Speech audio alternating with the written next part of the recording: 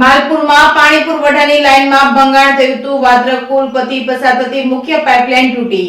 નમસ્કાર, આપ જોઈ રહ્યા છો JKS ન્યૂઝ ગુજરાતી. વાત કરીએ તો માલપુરમાં પાણી પુરવઠાની લાઇનમાં ભંગાણ થયું હતું. વાત્રક પુલ પરથી પસાર થતી મુખ્ય કેનાલની પાઇપલાઇન તૂટી હતી. SK3 અંતર્ગત મેઘરજના માલપુરના ગામડાઓમાં અપાય છે પાણી. તંત્રની નબળી કામગીરી સામે આવી છે. તંત્ર ઊંઘમાં છે. રોજનું લાખો લીટર પાણીનો વેડફાટ થઈ રહ્યો છે. એક તરફ પાણી માટે લોકો વલખા મારી રહ્યા છે, રજળપાટ છે, તો બીજી તરફ પાણીનો વ્યય થઈ રહ્યો છે. Reporting by Mayur Pokar, Malpur.